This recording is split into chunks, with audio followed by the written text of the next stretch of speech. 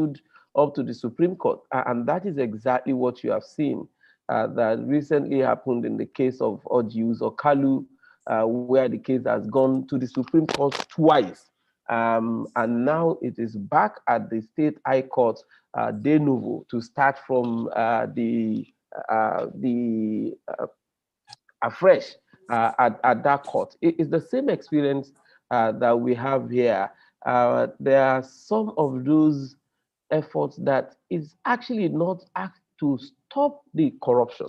And that is where the effort and the energy and the investment of any serious government should be concentrated.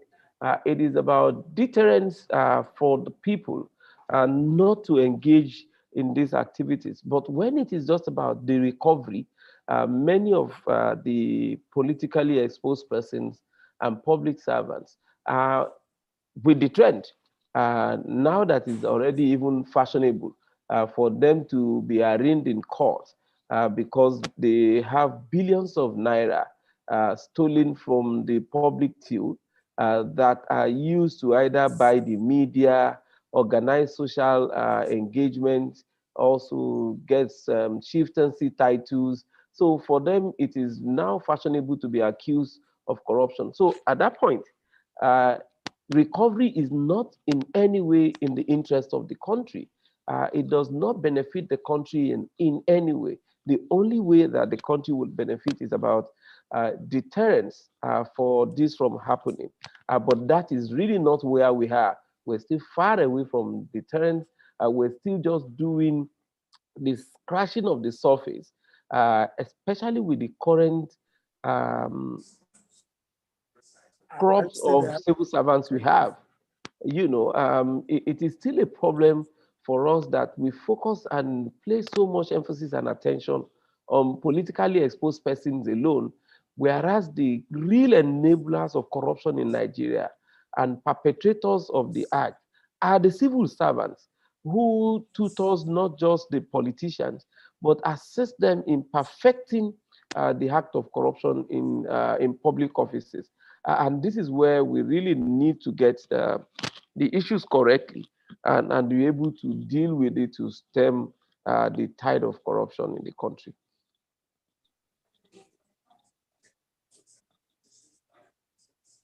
Hello?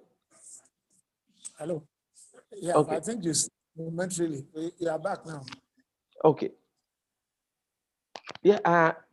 Like how many minutes do I have? I thought it is going to be like an interaction so that we speak and then others are allowed to speak. But if Yeah, to do, but taking the first floor, mhm. you have still have about 2 more minutes left. Okay. So Two more minutes. in actually assessing the government, so when we want to look at government by government, I can say which is also the interesting aspect. Looking at government in Nigeria and then pulling it at one party or the other party would be a complete misnomer because the corruption that you talk about is not only at the federal level, but what we have seen more actions that are happening at the federal level. The level of corruption at the state level is more devastating. It is far more serious, and the level of impunity is also beyond imagination at the state, at the local government level. So the institutions and mechanisms for checks and balances at the state level, the House of Assembly is completely in all the states across the federation are completely compromised. Within the pockets of the executive. The governor is just the alpha and omega in all the states. He influences who becomes the House of Reps member, who becomes the Senate member. He appoints the commissioners. He appoints who becomes the speaker. He even also gives ticket to those that will become members of the House of Assembly. So there's really, and that is why you can hardly find any budget of any of the state houses or any of the states across the federation being publicly implemented or even formulated with the active participation and involvement of the House of Assembly. It was in this country that you saw a governor who presented the budget to the House of Assembly, and he personally grabbed the gavel and said, the budget is hereby passed. Bah! And he, as the executive in the parliament, passed his own budget. That is the level of arbitrariness. That is the level of impunity that you see actually in many of the states. So if you're talking about effort at even anti-corruption, you can only be talking about at the federal level. At the state and the local government, we don't have any semblance of anything that is close to anti-corruption accountability or even transparency in governance.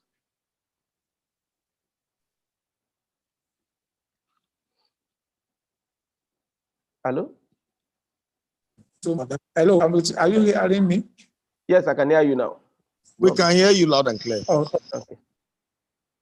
Okay, yeah. That's comrade Adeniro had just been logged out. He was been trying to come in since, so we're trying to see how he joins. Okay. So, comrade Adeniro is back in now. Okay. Yeah, Adeniro, you are most welcome. Hello. Can you unmute him? Let me see where. Okay, I'm still trying to get him here. Whether he's muted. I think he has a problem with network. Here. I think he has a problem of network. He was admitted in now, and then he went off again. Okay, no problem.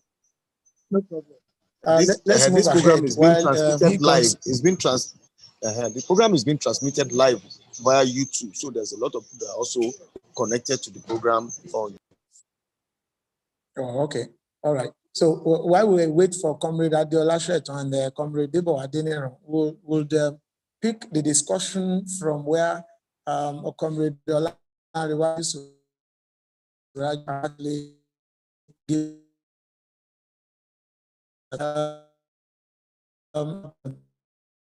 the efforts to stupidity, but in reality, not really achieved the expected results, and that it has also a situation corrupt officials now see it as being viable to take to court, knowing lawyers pay their ways. Then he said from convictions of some of these people are not benefiting to the nation at large. So what that means to me is perhaps what they have discovered is not channeled towards the welfare of Nigerians and all of that. Then he said the civil servants are not also immune, that they are the accomplices of all these corrupt officials because they are the ones who tutors them, put them through. In actual fact, I am aware that no executive person has the signatory to any government account. They are always civil servants. Then he said the corruption is even very massive at the state and even local government levels. He also added that the state assemblies have also compromised and they have become more or less like their executive governors and all of that. And it is from this highlight of what Comrade Suraju had actually given us that we'll take up this discussion this afternoon, this interactive session. I could see that Comrade Adeola Sheton has already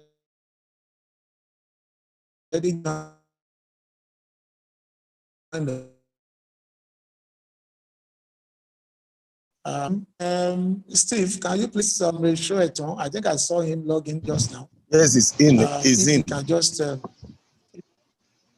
he's in. Okay, so we welcome Comrade Adeola Sheton,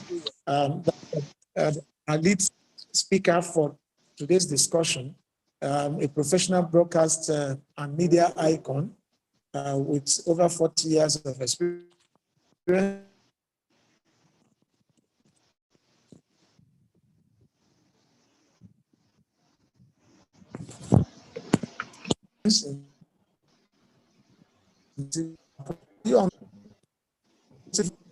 Can you unmute Comrade Shoeton?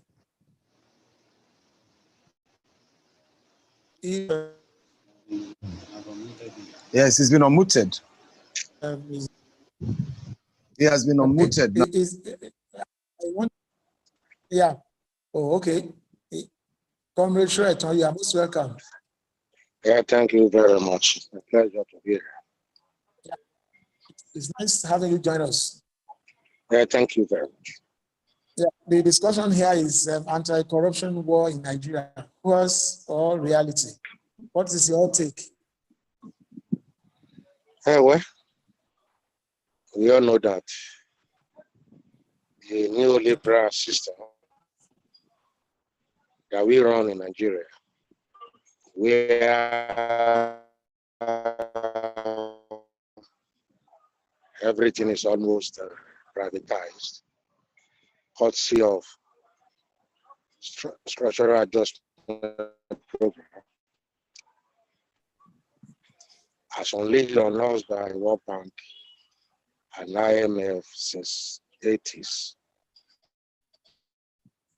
It's not possible in reality for anti-corruption work to be a reality. We can only push for it because the basis of our socio-political system we run is based on the commonwealth of the people. And we just give it to few individuals. And you continue to finance those private so-called what you have privatized. If you continue to finance it with public money, that itself is systemic corruption. If at the end of the day, you know you are paying people poverty wage, but you as leaders are giving yourself, are paying yourself extraordinary, huge salaries, that itself is corruption. Of course, you see the system we run, the over-monetized political system we run in Nigeria, is only those who are inherently corrupt that can survive it. See the party of Mr. President, PDI, APC. It's about 30 to 40 million to collect form. Mr. President, who came in on the mantra of integrity, himself said that he borrowed money, to collect form, nomination form. You don't know whether it was payback, whether that was even a lie. Why should a presidential candidate, even a local government candidate, aspiring candidate, go and loot bank, go and break bank to collect funds, literally speaking? So definitely, that system inherently has corruption there. That is why you see now that, forget in Edo and Ekiti as observer for the election. In those days, people denied that their parties are not buying votes, are not bribing voters. But today, go and check the media, social media. They are not saying that. What they are saying now is that my party didn't spend up to your party, or our party spend more than your party. So if you monetize politics to that level, there's no way for corruption. When somebody bribes his way to become governor, senators, House of Rep, apart from vote buying, sponsoring political talks, and making sure that he wins at all costs. So system cannot come and tell us that they are fighting. Which corruption are they fighting? And then again, like I was telling somebody about 2 days ago, you are paying minimum wage, that is poverty wage. Yet, Nigerians are not dying. Don't you know they resort themselves? They have one way or the other. So media stations are holding 9 to 12 months salary. Yet, your staff continue to come to work. Why can't you ask yourself that how do they come to work? So you have made corruption to be contagious. It has become an epidemic through the system of legionnaires. So if you want to fight corruption, in reality, the system won't change. You see salary level 8, 10, 12, 15, sending their children to university abroad, sending their university to the most expensive university in Nigeria. How do you reconcile? So it's like the higher they go, the higher more corruption. And they have unfortunately, made people to believe that I can only survive from corruption. Based on inadequacies, based on poverty living wage that government is paying. So you can borrow. It's a class issue. The ruling class can only dominate, can only control this domain on the basis of class corruption. That is why politics have become a do or die affair. In the case you want to do big business, there's no way. I put it somewhere and nobody contested. And I want to repeat it today. There is no multi-billionaire businessman in Nigeria that will not circumvent rules and regulations to get to that level, that will not be very corrupt to get to that level. Our culture does not embrace corruption. When you introduce the neoliberal pro-capitalist system, where it's, if they don't steal much, they won't send their children to school. If they don't steal much, they won't live better when they grow old. Unlike a so-called advanced capitalist system, where you don't need to steal money, at least you have housing skill, you have education skill. A friend of mine said, that is in Dublin, when he got there, he never paid couple for schooling of his 4 children, primary to secondary. So tell me, why do you want to go and steal money when you know government is paying your children tuition? The same thing applies here in Western region. Some of us enjoy free education, even those who are unleashing poverty wage on us today. They enjoy free education. I told one of commissioner of Fashola during the time he just increased LASU fee to 350,000 for just 45,000. I told one I met him that look, if tuition fee were increased like this, when Fashola was a unit bank, Fashola would not go to school. So the effort of people like us in NAS that fought military regime to make sure that they did not price education over and above, access to average and poor people. So when you have a system that lives on corruption, definitely you cannot fight corruption beyond crashing the surface. I just did a review with an anti-corruption NGO before I came around here to it.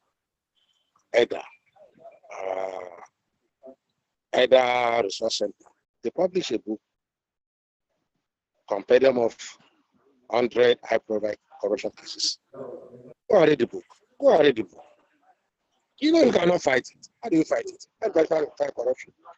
When people steal 35 billion, people steal 100 billion, when people steal with impunity $350,000. You ask yourself, where are those cases? You have you have this man that kept money somewhere in Kaduna.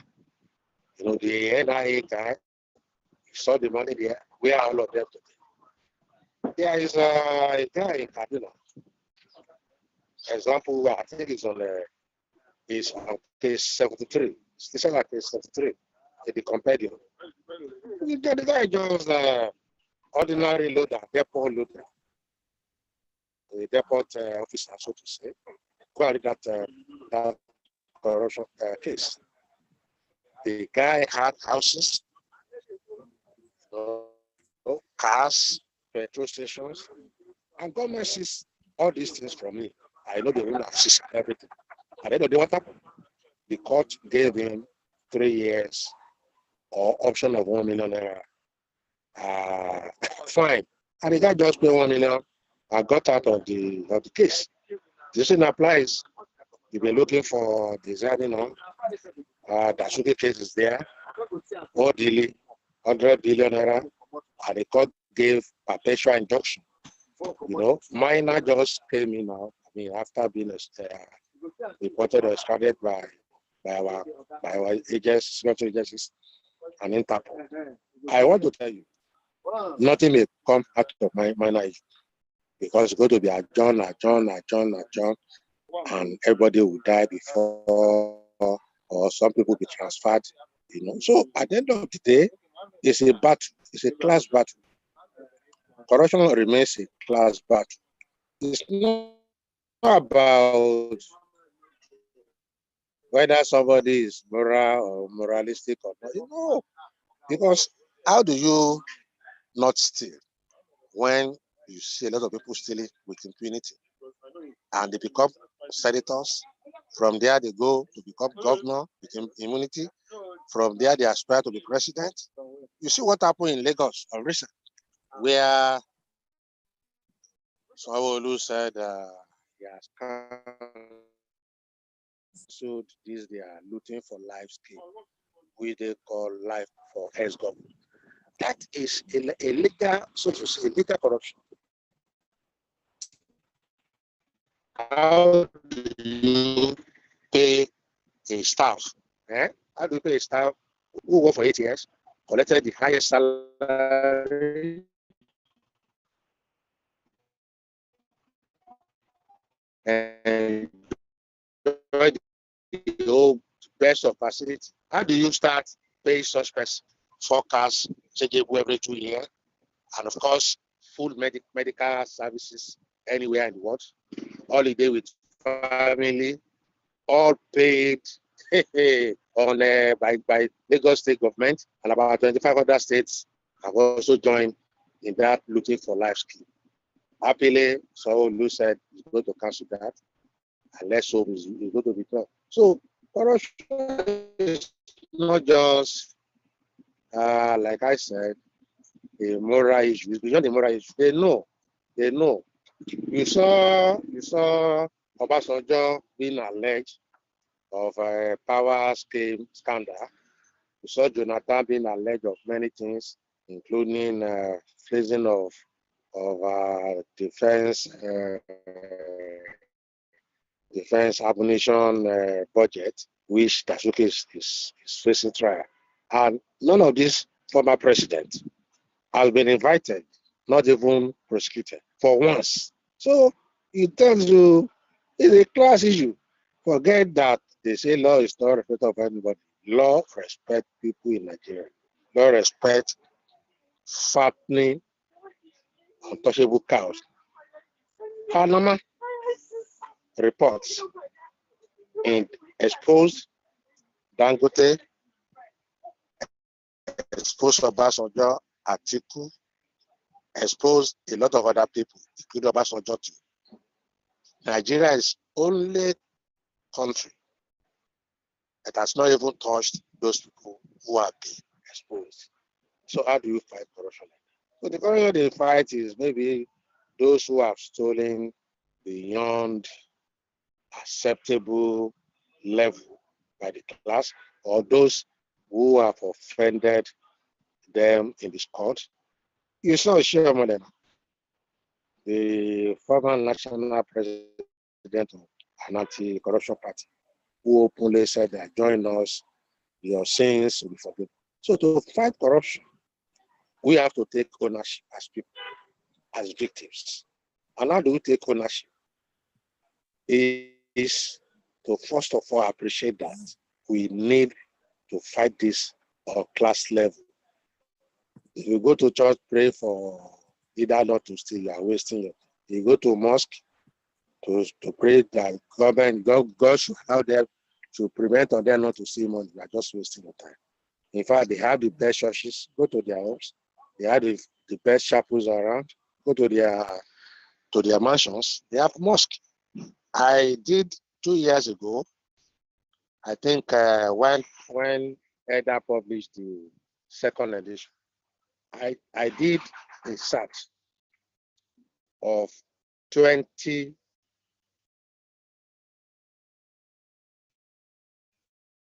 corrupt people or alleged corrupt people that were started trial. I went on internet and I did, all of them are children of God by the faith, by their religious commitment. And all of them, churches, church going Catholic, Anglican, Pentecostal. So they even, what that means is that they even pray, they even worship God. There are many of us. You know, if they have their way, they will domesticate angels in their chapel. If they have their way, they will dominate what they call it a Muslim. You know, they will domicile them there. You know, that don't go and meet other people. Yeah, well, they send people to Mecca. They send people to Jerusalem. Usodima is the governor of Imo State, had 32 billion naira, you know, case on his neck. He was given administrative bail by presidential panel that are looking for headed by Obla. Today, Uzodima is governor of Imo State. You know? So how do you justify fighting corruption in that way? They will tell you, so far he has not been sentenced to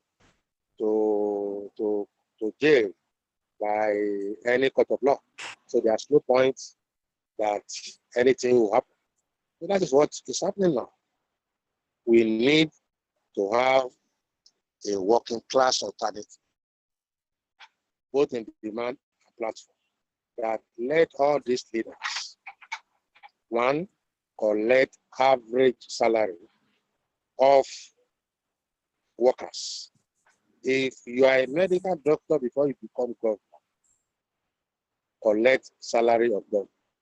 You can only have allowances that justify your extra work, maybe overtime allowances, maybe traveling, which must be decided, you know, by people's parliament. And of course, we must insist that there will be public declaration of assets. Public. This idea of going to the cupboard and declare your assets as a member of Ogoni or fraternity is a waste of time. If assets are being declared publicly, people can be tracked.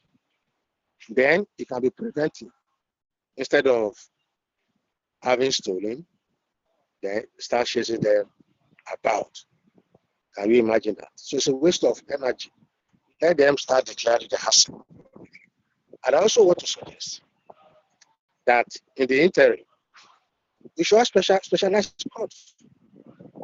If you are serious, I don't mean that it's going to be headed by only judges alone. No, we have qualified, good lawyers that are morally sound.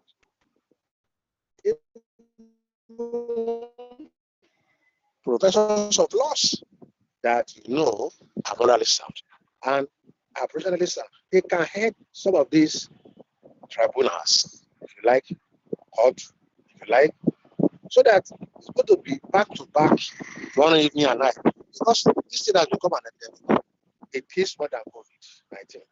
When COVID came, we didn't rely only on conventional hospital. We did it. government started creating a solution center, this center, makeshift hospital, and what have you. So that is the extent we are now. Serious emergency. See what they are looting. I did a calculation. A billion naira will give 100 people 3-bedroom flat at the range of 10 million if you build it in areas that are not banana islands. So how do you justify that? Somebody will now have still 30 billion. I know that the woman you get, an unscrupulous son, all these so-called not allowing cases with delay is a lie. They know how to circumvent it. You see them coming to court, on wheelchair, coming to court with bandage, feigning diseases, ignorance, and what have you. So it's a question of us to see it not as a minor issue. Corruption kills. When there's no hospital, when there's no road, when there's no school, when there are no functional, social infrastructure, then the devil that corruption is.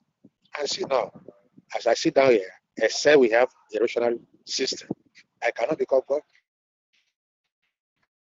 I can't. Because about 15 years ago, we spent average of 5 billion to become governor of small state like Oshun-Ekiti, and maybe I'm talking of in terms of money now, not small in geographical space. You come to Lagos now, you know how much you spend to become governor of the state.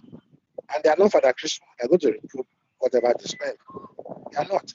Wari said he didn't have money, but they had to associate with known crooks and unknown crooks for him to become president. So it's not accidental that they are not fighting those, who should be fought. It's not accidental. But they are not for that Christmas. Who will give you money? I will not expect something from it.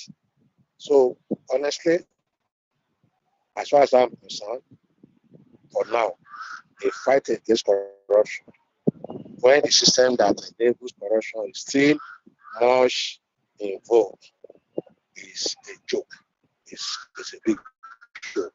We will continue to push. While going to push, we should not be the ultimate working class platform that will come to power on the basis of nationalizing all the commanding height of economy in Nigeria, place it under democratic control of the working people, you and I. That is where we can start thinking of fighting corruption as a when deal. Lastly, see our colleagues, Singapore, see our colleagues, Malaysia. Where are we? People rush to Dubai now, not because Dubai is created by God or by divine intervention, but because you are not stealing as much as our leader. Tell them to declare themselves, they will fight you. Remind them of their promises and manifesto, they will fight you. But that is not what they want to come and do. They want to come and steal, own the nation, own their states. That's why some governors are richer than their states. Thank you very much.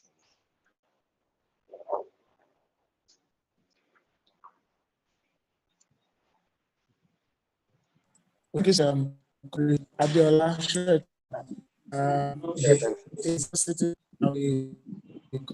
for that remarks that you have given on this interactive discussion on fighting anti-corruption war in Nigeria. From your submissions, you said that we can only push. We might not be able to totally eliminate or eradicate corruption, particularly the same set of Nigerian leaders who are the ones behind some of these their corruptions are still in power. And by extension, some of them are already putting their children in line to take over this corruption as it were, because they feel that's the only way through which they can survive. And you mentioned several examples, including those even in the media. Of course, I don't expect anything short since you had a very long span in the broadcast media. You are talking from what a point of knowledge that we have so many broadcast stations that are not even paying their staffs, and they are coming to work and encouraging corruption at that level. We thank you for that opening remarks. Yes, I want to believe we have. I want to believe we have our third discussant, Comrade Debo Adeniro, in the house. Steve, can you confirm that for us? But in the meantime, you can drop your questions, suggestions, if yet you are not called to make contributions. You can just write on the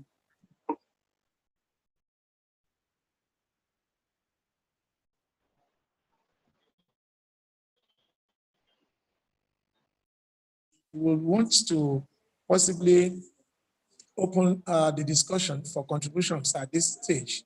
And then all you need to do is just go to the more button and get yourself any of those things you want to do, whether you want to ask questions or you want to make some suggestions. At the bottom part of your phone, if you are using phone, just tap it and you see all those icons there. So you can just pick and make your contribution. Yes, Steve, do we have Comrade Adeniro?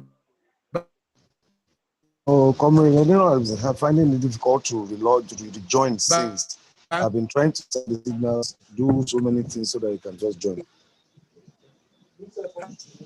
Oh, okay, no problem. So let's just go ahead with discussion. Yes, from the our lead discussant and the second discussant, Comrade Olanrewaju Suraju, we already have a clear idea of what the situation of anti-corruption war in Nigeria is. Although Suraju, for us is reality, but it's a reality that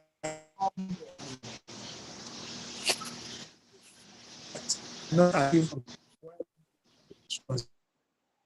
The platforms for this corruption are still there. And if all these things are not addressed, we might not be able to succeed in actually fighting successfully corruption in Nigeria. So participants, you are at this point free to make your contributions or questions. Just signify, like I said, just tap the bottom side of your phone. If you're on phone, if you're on your laptop, it's much easier. You can always see all the icons and just come up with your question or suggestion. Okay. The only difficult. So you are free to signify your interest in contributing now. Steve, you might just have to, whoever signifies, you can just unmute the person so that we can hear them. Or whosoever is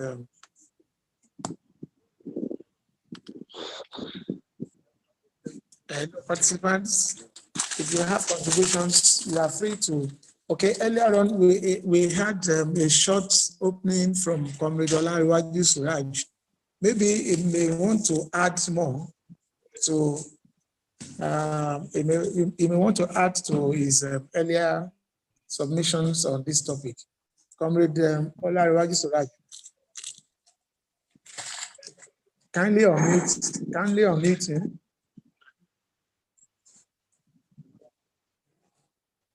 Okay. He's been logged out.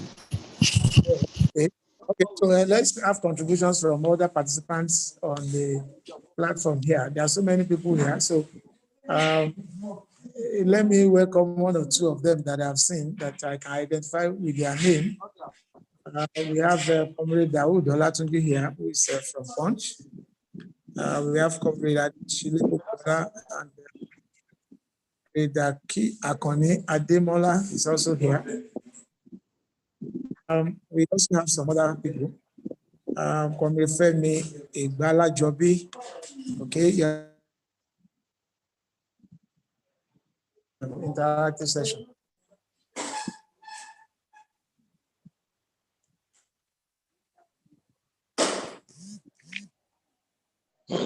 We're still waiting for control.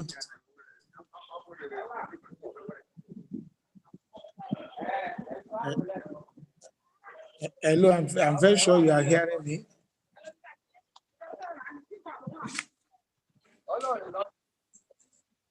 Hello. Hello, we can hear you loud and clear. Mr. Femi Balajobi is raising up his hand. Oh, okay, so let him come in. You can unmute him. You can unmute him. Let him make his contribution. Yeah. Please, Mr. Femi Balajobi. Yeah. Good morning, everybody. I hope you can hear me. I hope it's still morning in Nigeria. This must be from US or Canada. We are in afternoon here. Yeah, Anyway. I was wondering. Okay, I'm calling from the US. Yes. Yeah, most welcome. And my main concern is actually how do you combat something that you are actually actively involved in? You can't be involved. You can't be perpetrating corruption. Just like I said, in all phases of our governance, it's corruption everywhere. In fact, it's now become like a part of our people. Somebody is working and he takes your files and he needs some money before he can even do his job. His job is to process the file. So unless we go back to a point in which there is clear accountability, if from the lower level you are not accountable or you are not actually living in a way in which you are delivering your job, you're going to continue to have corruption because these are the people who will graduate into the higher levels. Those in the higher levels, they are there trying to keep themselves fit there. They have no job other than to steal Nigerians' money. And now they've made sure that their salaries are so fat, their entitlements, and they are so fat that they can kill to get to that place because they know once they get there, it is all rosy and everything. So you now start wondering, how do you fight corruption in a system that is actually aiding corruption? If you compare the salaries of the Nigerian senators, even to the President of the United States, it is laughable. It's unbelievable. The entitlements that come with the position it's like a joke. We borrow money to be able to even support salaries for our people, for our senators. If we borrow 1 trillion and then we are paying almost 1 trillion as salaries, you keep borrowing and you keep staying in debt. So the system is actually very, very corrupt. And there's no way the effort is not, unless we are trying to gainsay, it's just a hoax. It's a complete hoax. Thank you.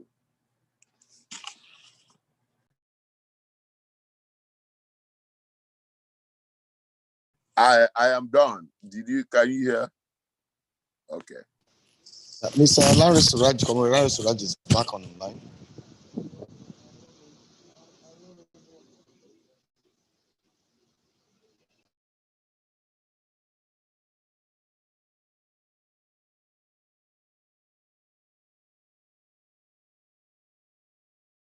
Our lead discussant, from what Mr. Agbala Jobi just said here now.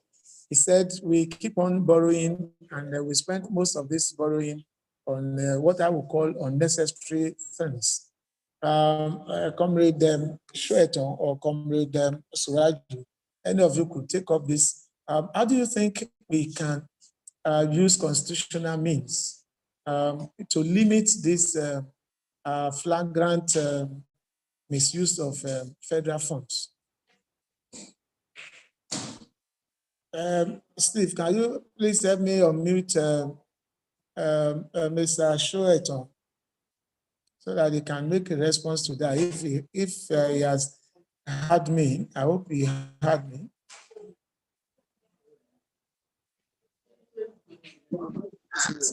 Steve, you have to unmute.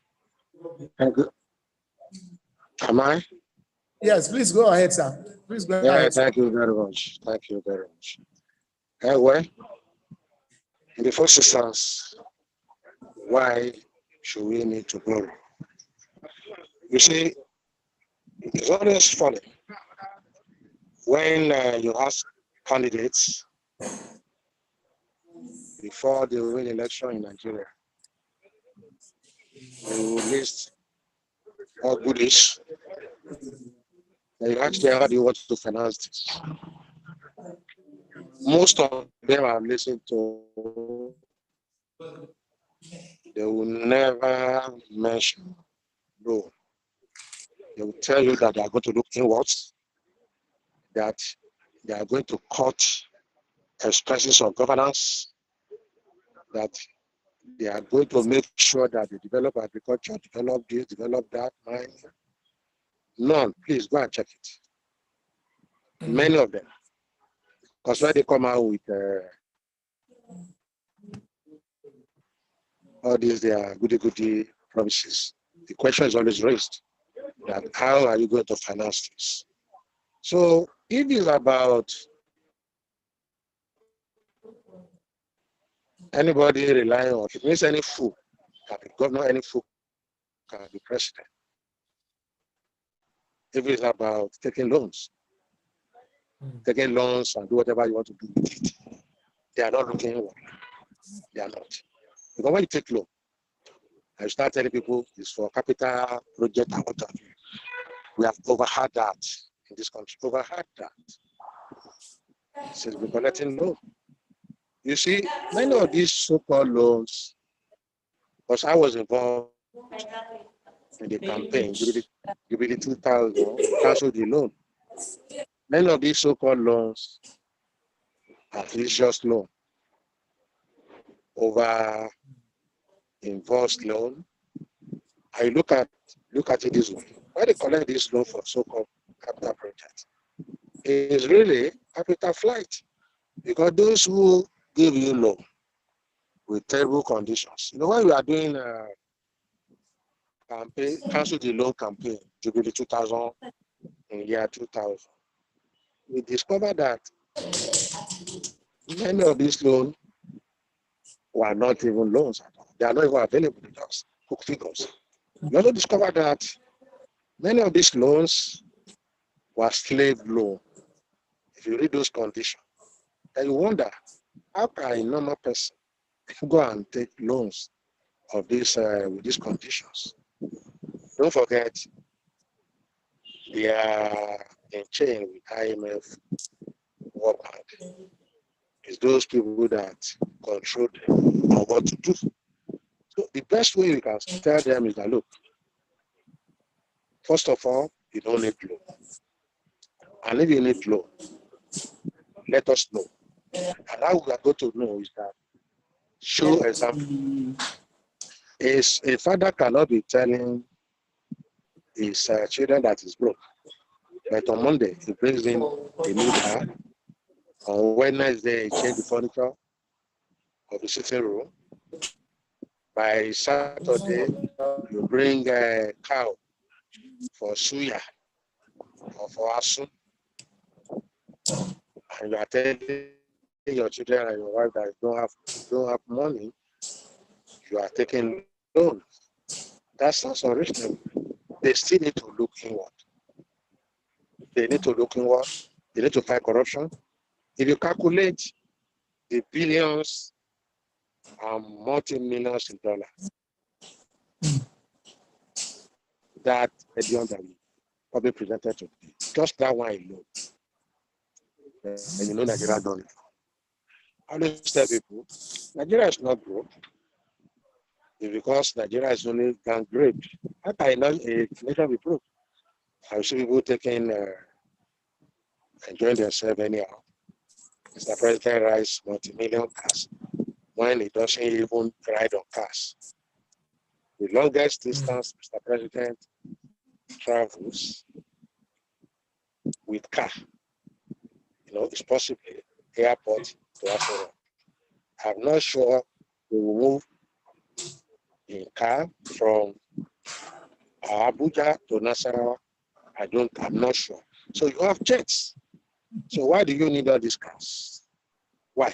Multi-million cars, 300, 400 million? Why? Governors, why do you move in convoys of 20, 40 exotic cars? Why? Why?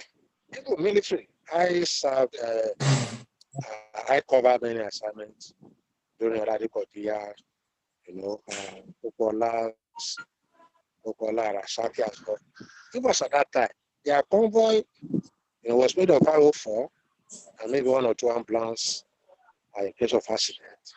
Anytime we wanted to cruise out, 504. So you start wondering. Yeah. Civilian government. Why do you need what do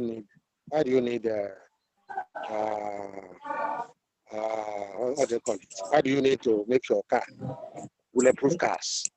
Why do you need bulletproof vests? Most of them will wear bulletproof vests. Why? And all this cost money.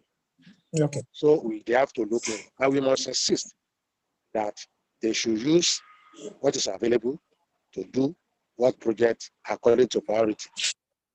All of us will see it. When they have cost, if they want to take loan, all of us will be convinced, okay, let's take loan. But without that, with this extravagant lifestyle, no, we don't need loan. Please. All right. Okay. All right. Let me quickly come to Comrade Olanrewaju Suraj now. This issue of some of Nigerians that are caught or were caught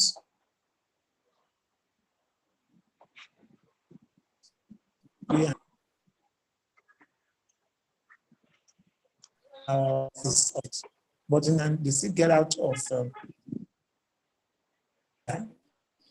for us. Is it a problem of constitutional deficiency or something? Steve, can you help me unmute Comrade Olanrewaju if it's there? But if it's not there, maybe I should throw that one open to all participants here. Let whosoever want to pick up a response to that. Perhaps if you have a lawyer in the house, that would be splendid. You can just raise up your hand and let's quickly unmute you so that you can, like I said, if you are on your own phone, just tap the lower part of the phone and press more button and signify by raising up your hand. There is a symbol for raising up your hand. Okay. Now, is it a constitutional issue? This our perceived failure in terms of eradicating corruption in Nigeria.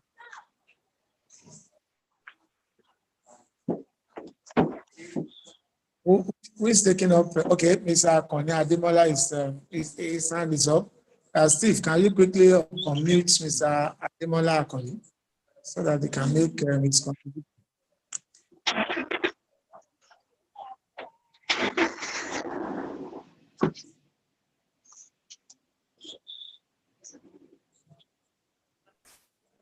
Mr. Ademola Akoni, yeah. Can you hear me now?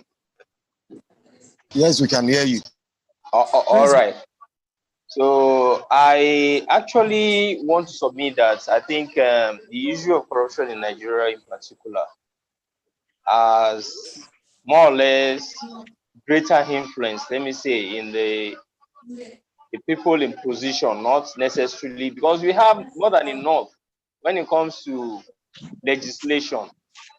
And I think if only we can hold on strictly those legislation and, like one of our speakers is, make scapegoats out of those who violate lay down rules and regulations.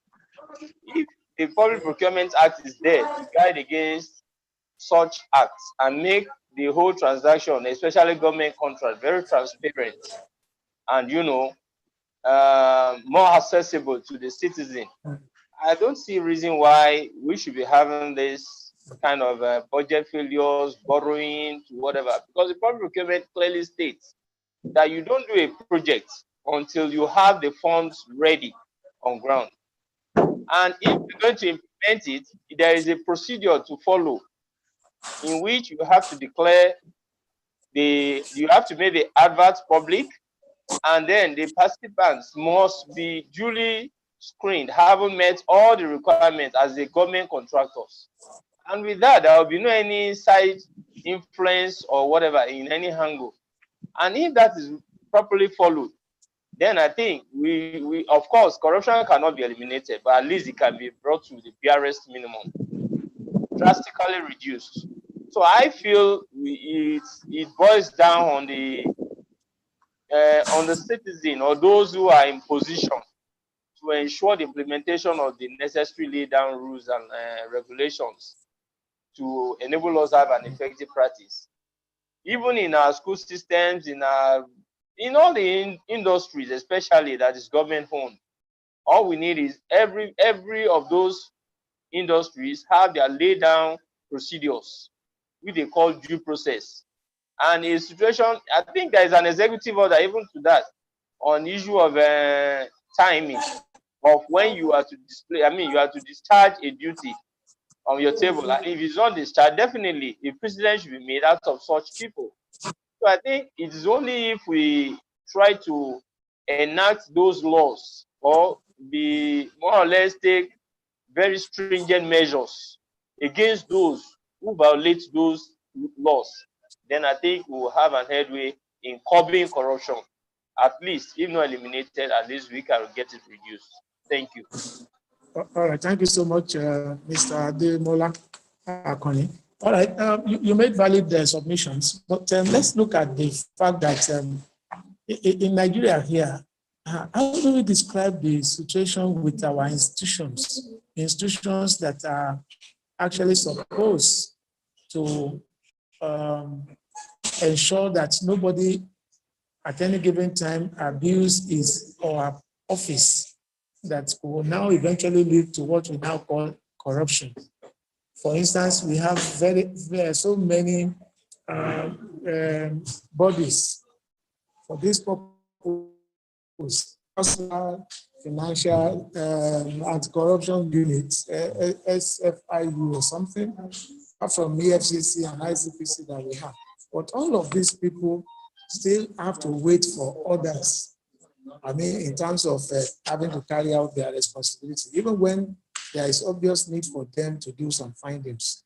Why should someone who is an official of government that knows that his responsibility is to ensure that when something runs foul of the law, he has to move in? They will still be waiting for the same people who commit this corruption to still invite them. How do we approach a situation of this nature? It's another open question for now before I bring in the lead discussants to respond. Just signify by raising up your hands.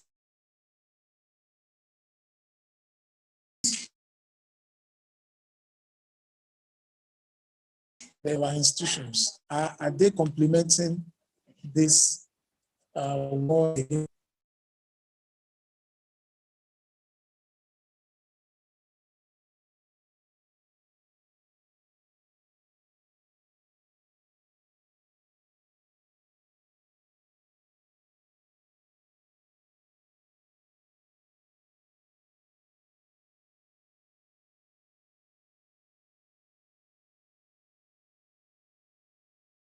Do we have anybody on? Hello, do we have anybody contributing now?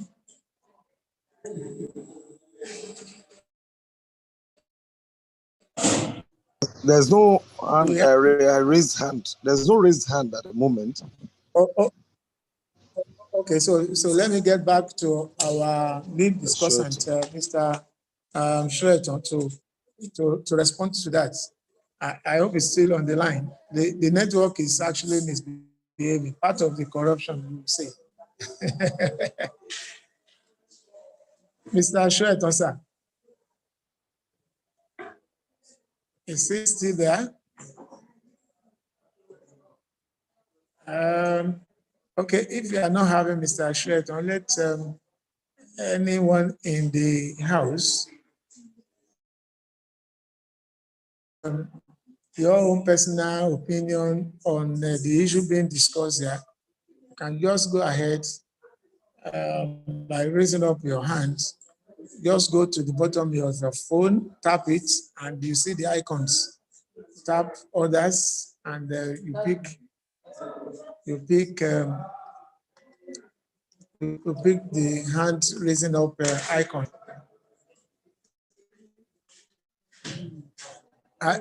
Steve, I hope everybody is hearing me. Yes, we can hear you loud and clear, please. We can hear you. Okay. Now, the other issue I want to also place on the table for discussion here is that in the 70s into 80s, we have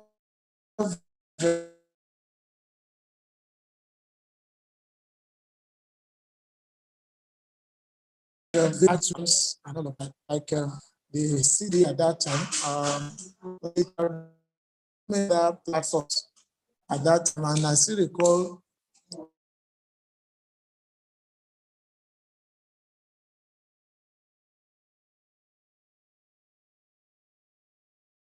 because we know, but they were not implementing it. What do we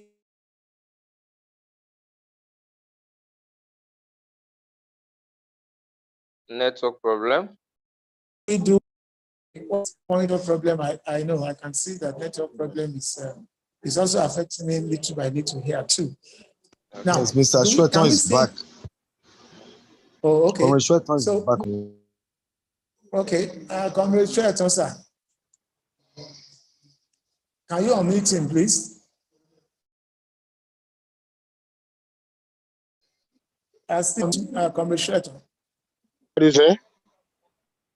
Can you unmute Comrade Shreton?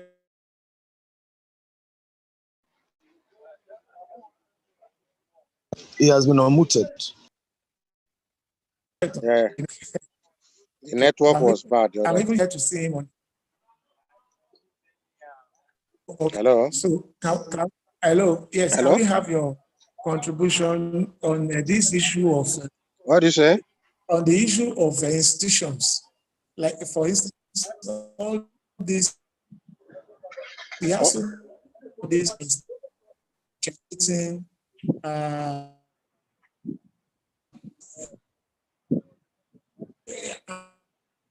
This thing is trading. People who are actually dipping their hands in.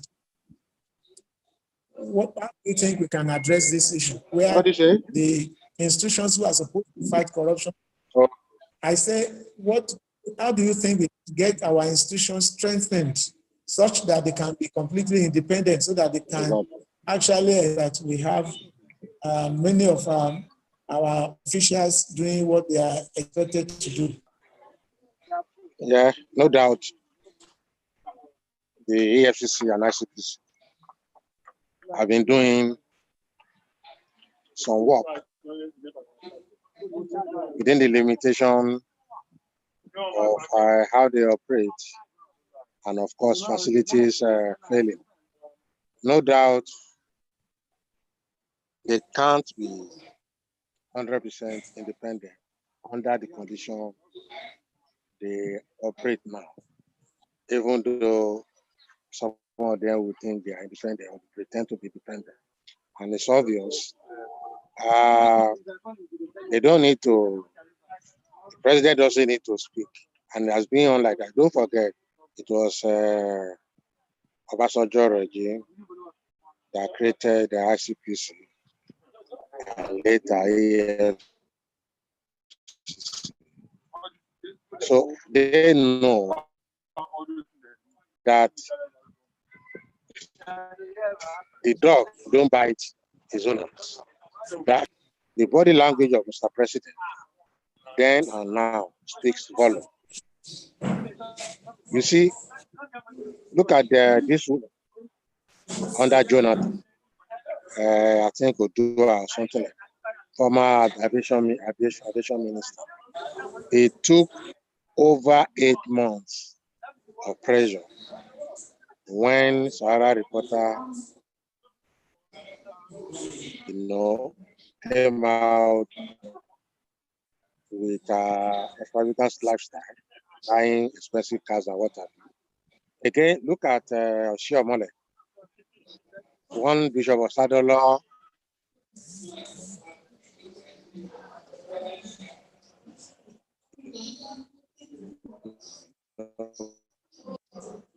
Petition EFCC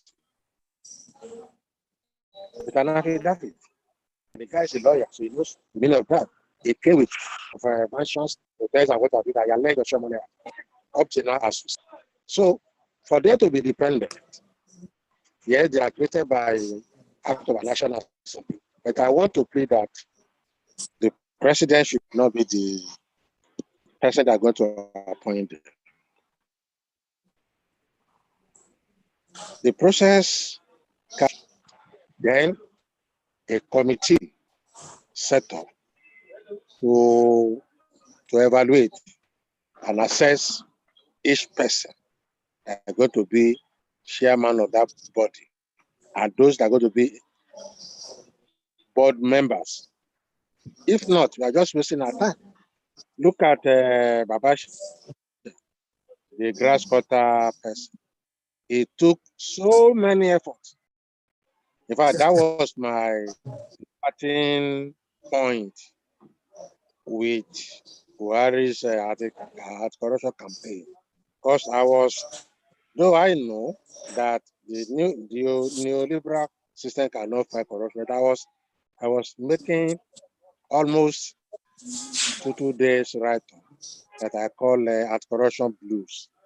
But when the issue of Secretary to Federal Government came, the grass cutters, and the president didn't do anything, EFCC didn't do anything, and I knew that this EFCC, might have reached terminal point of dependence. What we should do, if you want to nominate board for a sensitive position like that, you must first of all publish it. Hello, Comrade Sheton. Let me quickly interject with this. Let me quickly interject with this question. Someone is asking here, what other options can citizens apply in view of the present predicament? Maybe you want to take that. Okay. What other options can citizens apply in view of the present predicament? That question from one of the participants. Do you want to react to that? I know what I'll say now. Okay, good. Okay.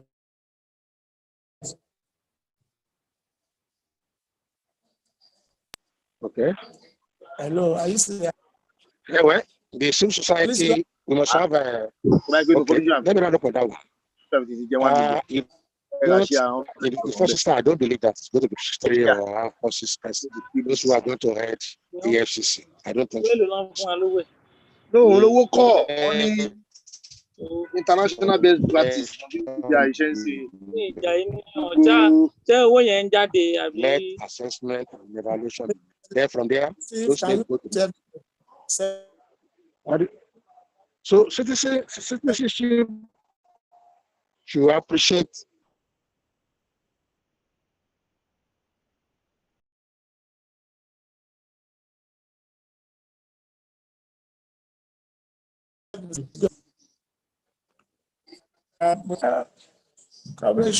we can't hear you any longer. We can't hear you any longer. Okay. Let's just look at another part of this fight from on back online is we have to stop you anyway. Now, another issue here is this: even from the little that has been recovered from those prosecuted, nobody even know how these funds are being channeled or for what purpose they have been used. What can the citizens do in this regards? How do we bring our leaders to realization that even those ones they have recovered, they have also not properly account for it?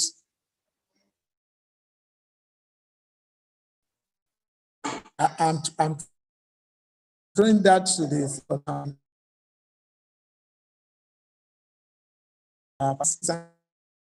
Raise up go to the bottom right of your phone, just tap it, and you see the icons, and just raise up your hand so that you can contribute. Hello. Okay, if we don't have any, maybe Comrade Sheraton will still continue, but I'm not more seeing him on my. I'm not seeing him any longer online here. Yeah, he has been logged out again and he's been trying to call me. Trying to add him. I think it's more of. Is it technology problem? Let's have some other. Yeah, let's have some other people in the house who can take that up. Since we have quite a number of people in the house with us. I'm seeing one Akitunde. Is this Yemi Akitunde? If it's Yemi Akitunde, can you unmute him and let him make some contributions here? Steve, can you unmute Akitunde?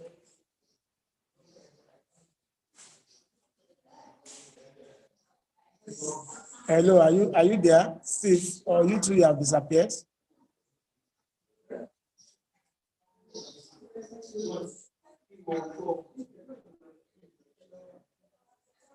He's unmuted already.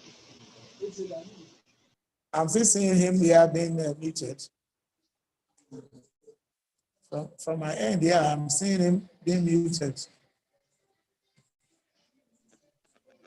I think Akintunde will need to unmute his mic directly from his set. Okay, I think can we hear you? Well, in my own opinion about the ICPC, EFCC, and the rest, like Comrade Sheraton actually said, please go ahead.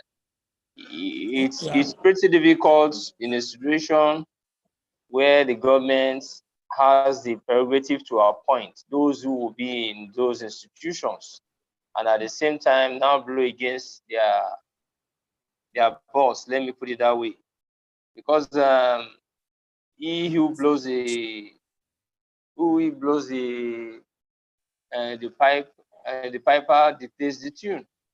So if the government continue to be the direct, especially the presidency, having the prerogative to appoint those who will be in the board of the ICPC, EFCC, I'm just too sure it will be pretty difficult for them not to dance to the tune of whoever they want clamped down by the law or by that institution.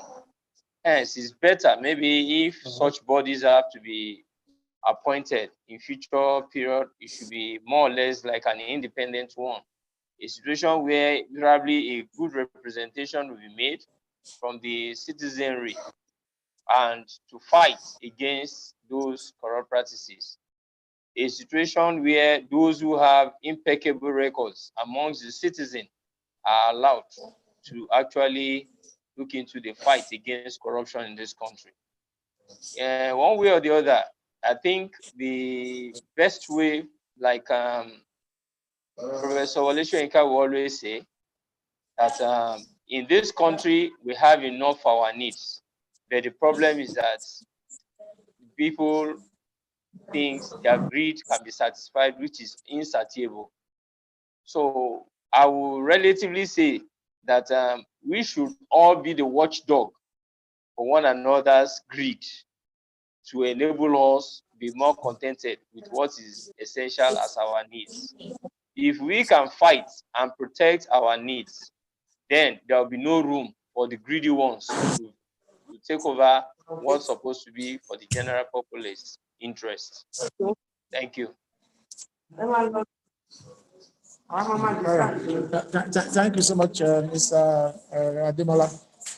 Now, another curious thing that I also want to place on the table here for us to discuss is that sometimes years back, I recall several times that the likes of late Gani Fawehinmi will go to court to go and challenge certain laws to prove and have record of the ruling of the court on such things.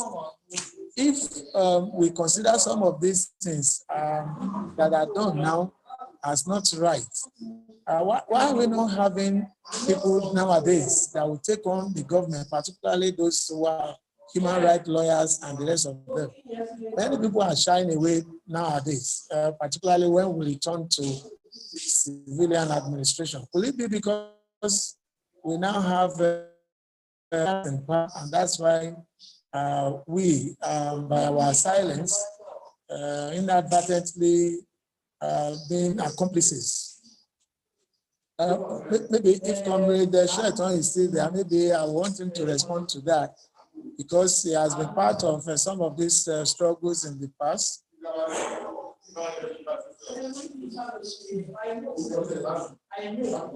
Anybody taking up that challenge?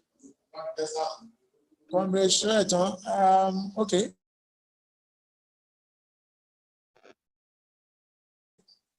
He's back. He's back. Gradually nearing the end of it. Okay, just let me get him to make his comments as we round off the program. I'm yet to see him here.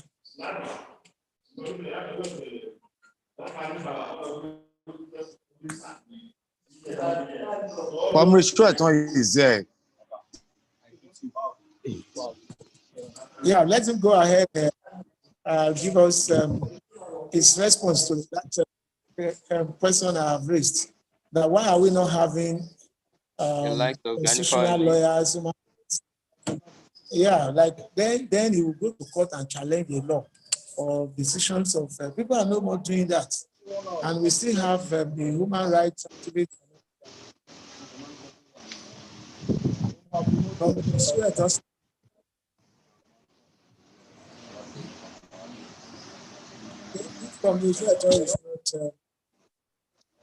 It's not yet here. Now we have someone else who would possibly. Is here? Yes, let him speak. He is here. Let him speak if he's here.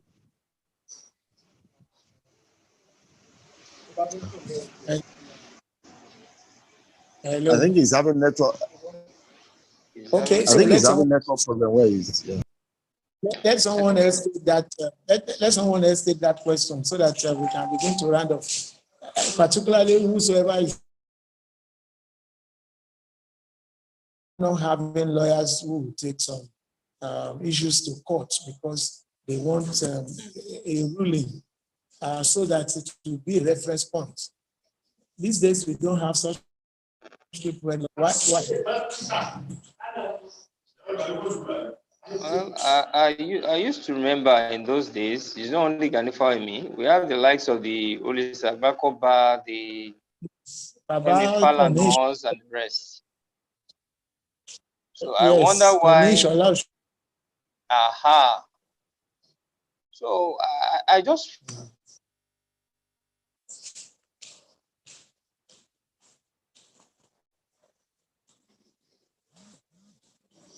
The strong professional and the civil liberties organizations and all whatnot, all converting into becoming politicians. It's not even helping matters anymore. So it's more or less like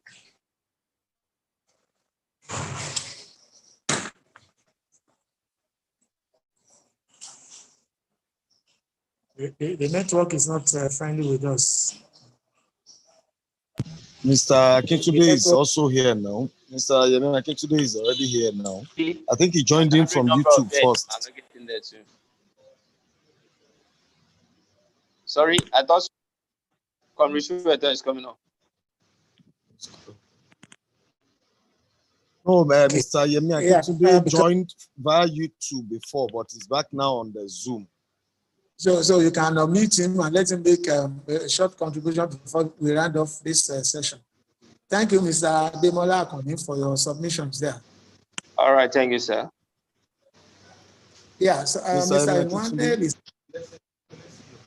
okay. Mr. Emmanuel is asking how do we address the fact that corruption is fighting back? So perhaps Mr. Akintude will take that as part of his comments. Hello. Akintude is here to be unmuted.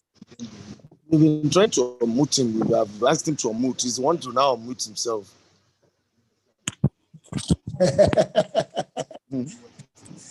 The man is more remote village in Iwanot. He might not be used to using this. All right, I think we have to be rounding off now since we're ending this session by 5 minutes to 4. Okay, anyway, from our interaction here today, our take home here is that corruption is a class issue, that those who are in the saddle of government who are supposed to fight corruption, they have now seen it as a class issue because they want to make so much money for their family and continue to dominate others. We also have it here that many of those in government circumvent the rules in connivance with civil servants who are the ones that actually knows the ways to all the doors in the house. Then we also have the fact that even when certain things were retrieved from corrupt people, they were not properly accounted for, which is not also helping the situation. And beyond that, we also have a take-home from the contribution of Mr. Akoni Ademola that the process of awarding contracts should be to award any contracts, you must have the fund.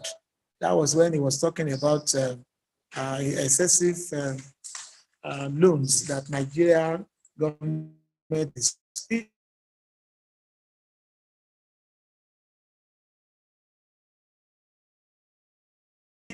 and the rest of it. Then lastly, that the legislative arm that are supposed to be to put checks on the part of the executive, they have also compromised, and many of them are just lackeys of their governors, maybe as a result of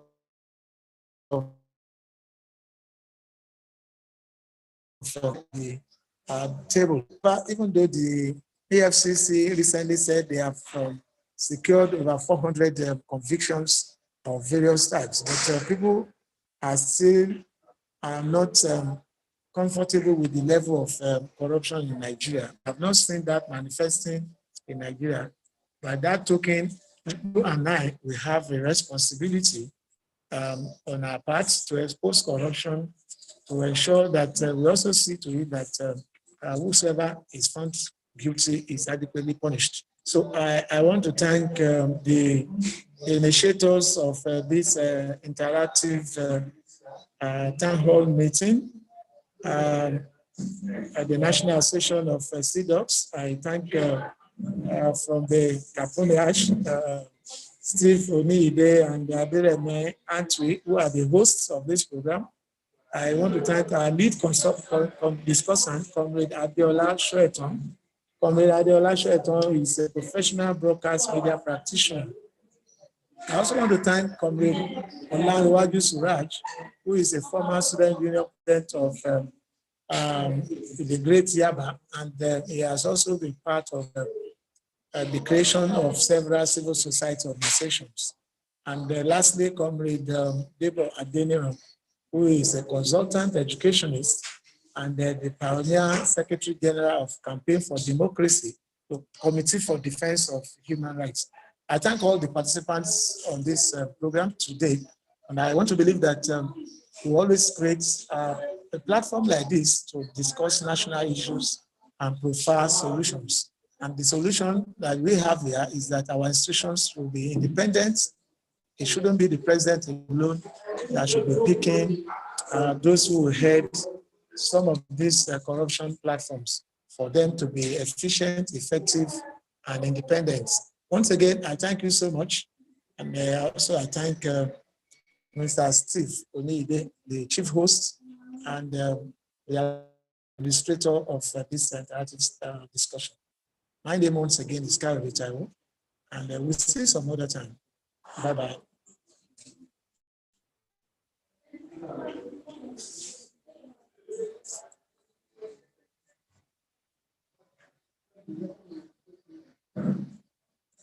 Steve, it's for you to round off this session. Can you please quickly say something before we come to the end of the program?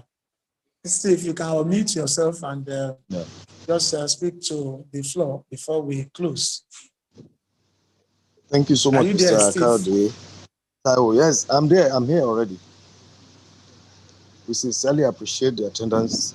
We sincerely appreciate our lead discussant, Comrade Adeola Soetan, Comrade okay, just address Suraj. the floor so that we can close by 4.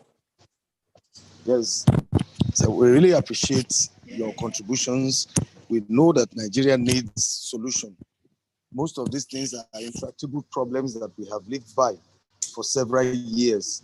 And we believe that in this kind of interactions, education interaction and information interactions, we may be able to work towards a better Nigeria for all of us.